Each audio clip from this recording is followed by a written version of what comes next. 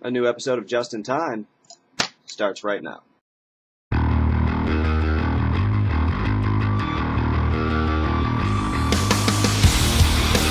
Hello, and welcome to another episode of Just in Time. Hope you like the new haircut. No one can call me a pot-smoking hippie anymore. Well, they can't call me a hippie anyways. Today I'm going to try to keep this video seriously, and I promise you it will be one video. It'll be short. I promise. Swear to God. I will do it over if it isn't. Okay.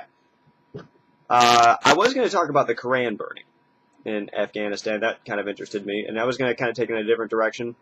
I know everyone else has been taking it, but something else came up. And no, it's not the Joseph Kony Uganda thing. Okay, if you're just now figuring out that Africa is screwed up, you haven't been paying attention. It's been screwed up for a while. So that, to me, I mean, it's an interesting subject. I might talk about it another day, but not today. It's everyone's talking about it, and I just don't want to jump on the bandwagon there. I got something else. It is actually not that new. The president, I think 2 years ago, I think early 2010 sometime, declared, and this is something that he did. Bush did not do this, and he just carried on what Bush was doing. He did this himself. Bush didn't even claim this power. He claims that he has the authority unilaterally, without any, well, a little bit of no real systematic oversight. He can, as the president, assassinate or order the assassination of anybody anywhere in the world, even if they're an American citizen.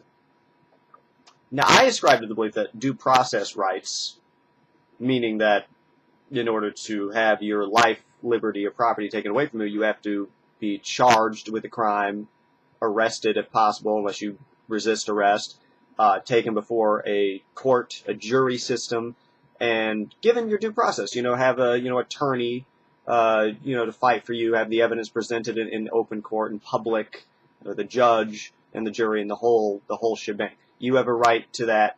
It's a natural right. This was the Declaration of Independence as a natural right, inherent and inalienable in every human being. Not just American citizens. The Bill of Rights does not say it only applies to American citizens. It only applies to the American government, but it limits them from taking away rights of anybody.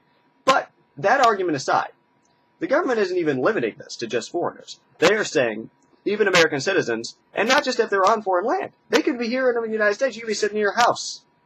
And if you are in the Al-Qaeda or the Taliban, or, this is my favorite part, an associated force, which could mean anything, the president says he has the right to kill you. To kill you. If you pose an imminent threat. That's what he says. He has the right to do it, but he says he'll only use it if it's an imminent threat. Well, this happened a couple of years ago, and I was upset about it then. Lots of people were upset about it. But something happened recently where the Attorney General of the United States, Eric Holder, I don't know if you know him. If you don't know him, Google him. Just pause the video and go Google him. He's been the Attorney General since Obama took office. He is in charge of the Justice Department.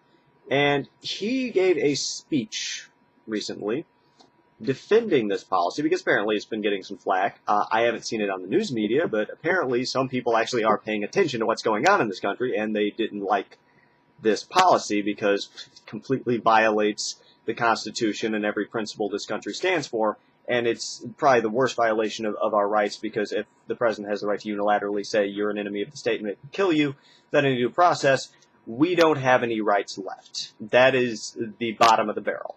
We are literally this close to fascism, if that is reality. And Obama says that he's not going to abuse the power. That's what amuses me the most. But this is what, because, and then mainly because who knows who the next president's going to be. Imagine if Rick Santorum, and if you've known me for any long period of time, you know that I really don't like Rick Santorum. If he became president, would you really want him having that power?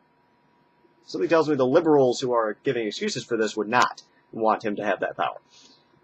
But I'm gonna read parts of this speech, because this, just reading this, it boggles the mind. Because Obama was a constitutional law professor, okay? That's how he graduated with a major in constitutional law, I think. It's something along those lines. I know he was a constitutional law professor. Okay, and this is his attorney general. excusing this. And the arguments that he uses are so blatantly idiotic. I don't know about idiotic, but I mean, it's actually quite smart what they're doing. But it's just so tyrannical, so despotic. I've got to read some of this. I've got it right here. I've got some of the highlights from the speech. It's going to take a long second. I'm just going to skim over it here. It is preferable to capture suspected terrorists where feasible. Starts off reasonable.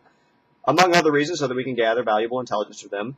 But we must also recognize that there are instances where our government has the clear authority, and I would argue the responsibility, to defend the United States through the appropriate and lawful use of lethal force. I don't argue with that. That's true. If a terrorist is about to commit a terrorist attack, it's a true imminent threat. Basically, it's like a cop.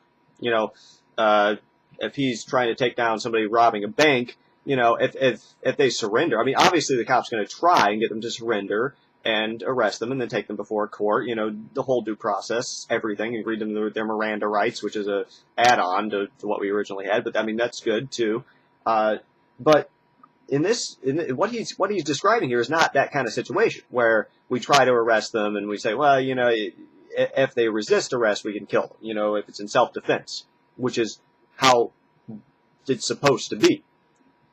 But it sounds reasonable, right? Because he says lawful, appropriate, and lawful. But then he goes on to describe what his version of appropriate and lawful is, okay? The Constitution empowers the President to protect the nation from any imminent threat of violent attack. Not really. It empowers the Congress to do that. It gives the President power during wartime to do that, but we aren't in war right now. There is no declared war. So according to the Constitution, we're in peacetime. All the wars we're fighting right now are illegal. So keep that in mind. And international law recognizes the inherent right of national self-defense. True. None of this is changed by the fact that we are not in a conventional war.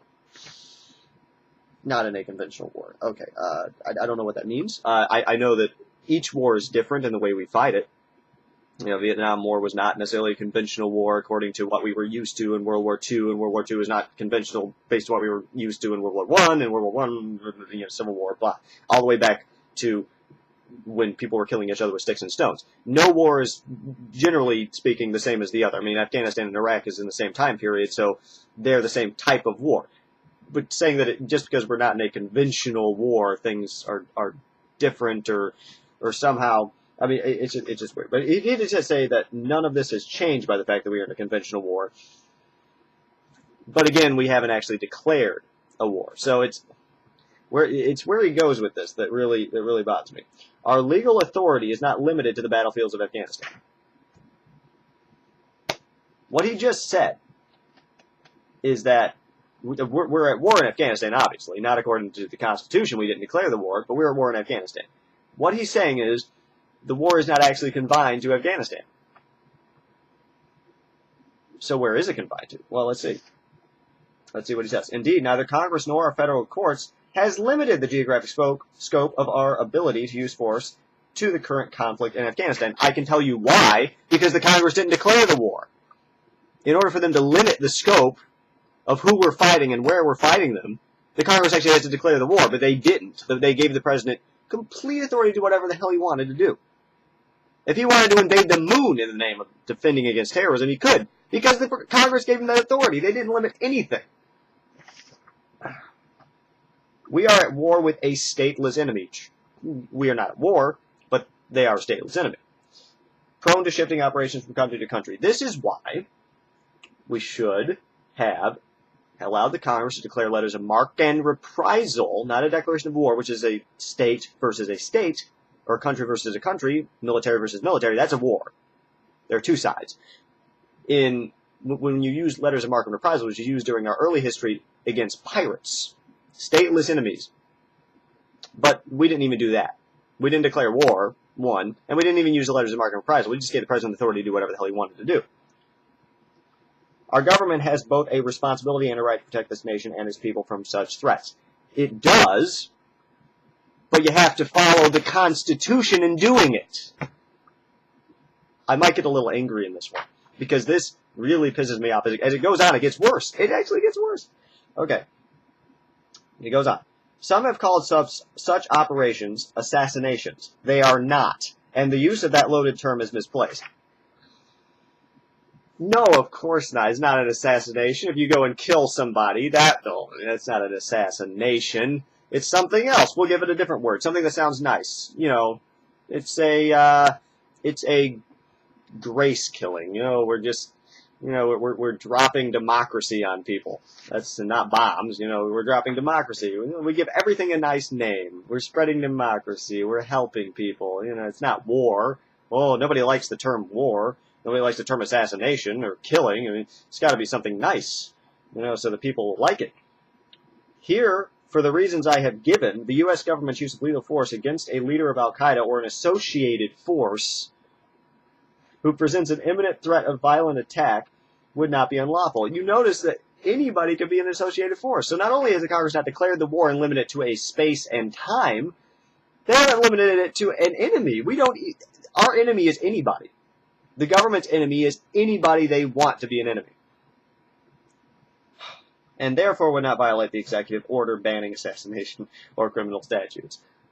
They give themselves the excuse to do whatever the hell they want. But other people can't assassinate. I mean, if a dictator of another country decided to do this, it would be called an assassination because it would be unlawful. But if the United States decides to do it, the United States can't break the law. It's impossible. I really want to get through this. Now, it is an unfortunate but undeniable fact that some of the threats we face are from a small number of United States citizens who have decided to commit violent attacks against their own country from abroad. It's clear that United States citizenship alone does not make such individuals immune from being targeted, but it does mean that the government must take into account all relevant constitutional considerations with respect to United States citizens. And then he goes on after this to negate those constitutional protections. In cases arising under the Due Process Clause, including in a case involving a U.S. citizen captured in conflict against al-Qaeda, the court has applied a balancing approach. You gotta love this, a balancing approach. It's always the balance between security and liberty. Like you can balance the two. Weighing the private interests that will be affected against the interest of the government is trying to protect. Gotta love it. And the burdens of the government would face in providing additional process. Oh yeah, all those extra tax dollars and time and energy wasted on actually following the Constitution. We gotta balance these interests, people.